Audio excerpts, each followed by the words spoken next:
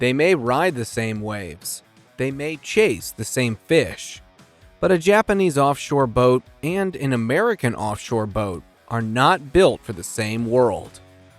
At first glance, they look similar. Fiberglass hull, sturdy rails, big engines. But when you dig deeper, the differences aren't small. These boats were shaped by completely different oceans, built for different dangers, and engineered with radically different beliefs about what a boat should survive. One nation builds boats to outlast typhoons, brutal chop, and decades of daily use. The other builds boats to outrun storms entirely, with speed, size, and power. Two countries, two oceans, two philosophies that couldn't be farther apart. Once you understand these differences, you'll never look at offshore boats the same way again. This is the hidden story behind why Japanese offshore boats outlive almost everything on the water, and why American boats dominate the world in horsepower, comfort, and sheer muscle. Let's uncover the shocking differences that created two of the most unique offshore boat cultures on Earth.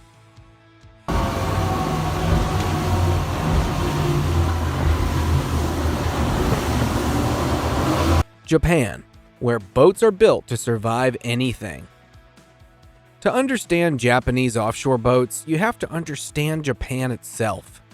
Japan is surrounded by some of the most violent waters on Earth, the Pacific typhoons, the icy storms from Siberia, the swirling, unpredictable Kuroshio Current. For thousands of years, Japanese fishermen operated knowing one thing: if your boat fails, you don't get a second chance. That mindset never went away. Even today, Japanese recreational boats inherit the DNA of commercial fishing vessels, overbuilt, over-engineered, and designed to come home no matter what. This is why so many Japanese hulls have deep, aggressive V-bottoms, substantial chines, heavy glass layups, narrower beams for slicing water, reinforced transoms, low centers of gravity. They don't try to tame the ocean. They try to cut through it. Japanese boats are built like they expect the weather to betray them at any moment, and many of them do. America, the land of big water, bigger power, and comfort. Now, cross the Pacific to the United States. America's boating story is different, with giant coastlines ranging from Florida's open blue water to California's Pacific swells to the Gulf's shallow flats. America boatmakers built hulls for flexibility, comfort, and speed. Boats became bigger, beamier, and more spacious, not because they weren't seaworthy, but because American boaters prioritized family, leisure, and speed just as much as offshore performance. Instead of designing everything around surviving storms, American builders embraced wide social deck layouts, tall freeboards, triple and quad outboard power, foam-filled hulls, creature comforts, seating, coolers, electronics, live wells. A big water cruiser mindset. A boat in the US is more than a tool, it's a lifestyle machine.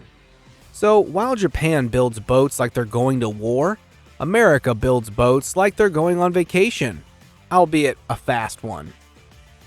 The first shocking difference: hull philosophy. If you place a typical Japanese offshore boat next to an American center console, something immediately jumps out. Japan designs hulls for survival. America designs hulls for usability. Japanese offshore hulls tend to be narrower, heavier for their size, sharper at the bow, lower to the water, more commercial in design. This helps them maintain control in steep, messy seas. They pierce waves rather than ride over them. American hulls, on the other hand, tend to be wider for stability, taller for comfort, designed for speed, built with more deck space for fishing groups or family trips. Where Japan focuses on handling ugly water, America focuses on maximizing boating experience. Two philosophies, both effective, both born from their environment. Difference 2. Engineering priorities. Japanese engineering is famous for one thing: reliability above all else. Everything is built with longevity in mind. Everything is designed to be serviced. Everything has a clear purpose. A Japanese offshore boat rarely has anything extra unless it's absolutely necessary. The more simple the system, the longer it lasts.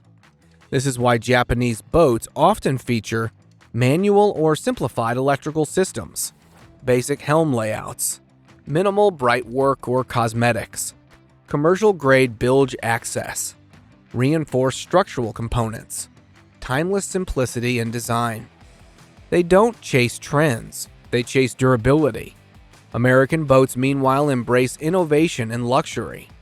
Touchscreen displays, digital switching, plush seating, ambient lighting, advanced live well systems, stereo packages, bow loungers, massive T-tops. It's not that American boats aren't reliable, they are, but they're built with a different mindset: performance and lifestyle. Japan avoids complexity. America embraces it. Difference 3: power choices. This is where the divide gets dramatic. Japan runs small power. Because Japanese waters often require slow, precise maneuvering around coastal fishing areas, they value torque, stability, and efficiency over sheer horsepower. It's common to see a 25-foot offshore boat running a single 150, a 30-footer with a single 250, twin outboards only on larger hulls. Fuel is also expensive in Japan, much more than in the US, so efficiency matters. Japan embraces the philosophy: the perfect engine is the smallest one that gets the job done. America runs massive power. This is the home of triple 300s, quad 400s, even quint 450s. Speed sells, whole shot sells, top-end performance sells. Fuel is cheaper, boating culture is social, trips are longer, distances are bigger. Americans want the ability to run 40 miles offshore at 45 to 55 knots without hesitation. Two worlds, two power philosophies, both logical in their ecosystems. Difference 4: fishing culture. This is one of the most overlooked differences. Japan's fishing culture is ancient and minimalist. Japanese offshore anglers treat fishing as a ritual, a discipline, a form of craftsmanship. Boats are organized with precision and simplicity. There is a place for everything and nothing unnecessary. Decks are empty, storage is minimal, rods and reels are often specialized, and movement matters more than comfort. American fishing is social and competitive. Fishing tournaments, group trips, family outings, offshore trolling spreads, multiple anglers fighting multiple species. American deck layouts reflect that: multiple live wells, dozens of rod holders, coolers, fridges, bait stations, additional seating, high freeboards. Japanese fishing culture is about efficiency and respect for the ocean. American fishing culture is about adventure and performance. Difference 5: build quality versus build quality. Japan builds boats in small batches, often with hand-laid fiberglass, individual craftsmanship, commercial-inspired techniques, tight quality control. Even older Japanese boats from the 1980s and 1990s are still running today with minimal problems because they were built with long-term durability as the priority. American boat production ranges from boutique custom builders who build phenomenal quality to mass manufacturers producing high volumes to meet national demand. This means the U.S. market has a wider spread. Top-tier custom boats rival Japanese durability. Mass market boats vary more in build consistency. Japan's consistency is higher. America's variety is larger. Difference 6: design aesthetics. Japanese offshore boats have a signature look: tall, narrow wheelhouses, low open aft decks, sharp forward rise, often minimal color, functional layouts. They look like fishing machines because that's exactly what they are. American boats are visually impressive. Gel coat color packages, LED lighting, power-coated T-tops, cushioned seating, signature brand styling. American boats sell lifestyle before function. Japanese boats sell function before anything else. Difference 7. Longevity. This is where Japanese boats shock people.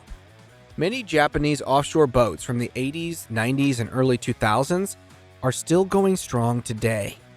Original hull, original structure, often with fewer issues than much newer American boats. Why?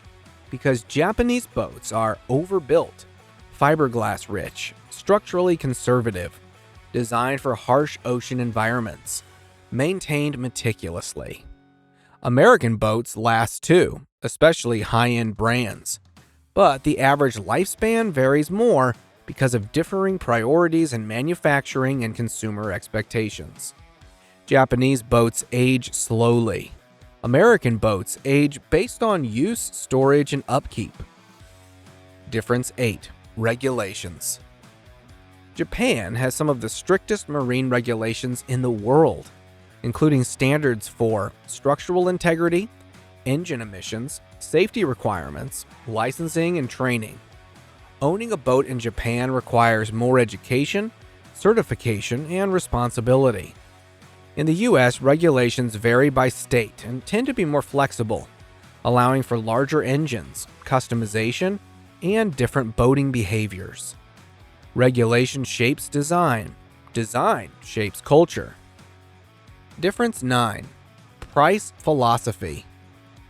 Japanese offshore boats often cost less than comparable American boats, not because they're inferior, but because they're built without luxury features. Japan puts money into hull strength, engine reliability, practical systems. America spreads cost across comfort features, technology, multiple engines, stylish design. What you're paying for is completely different. Where each boat truly excels. Now that the differences are clear, here's the truth. Japan excels at durability, efficiency, safety in harsh seas, longevity, practical fishing layouts, build quality consistency. America excels at speed, comfort, technology, family-friendly design, long-range capability, deck space, and fishability. Neither approach is wrong. Both are brilliant in their own way. They simply evolved from different needs. So, which one is better?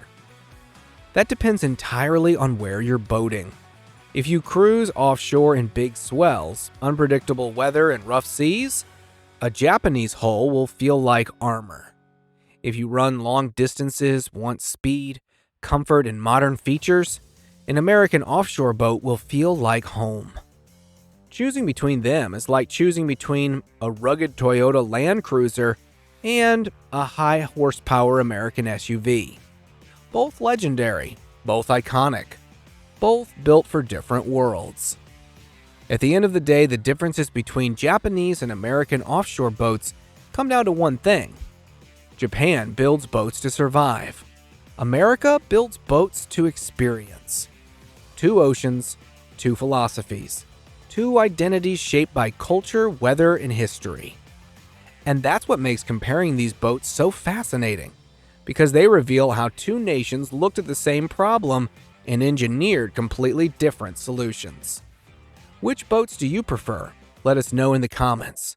Subscribe for more boating stories, engine deep dives, and real-world reliability reviews.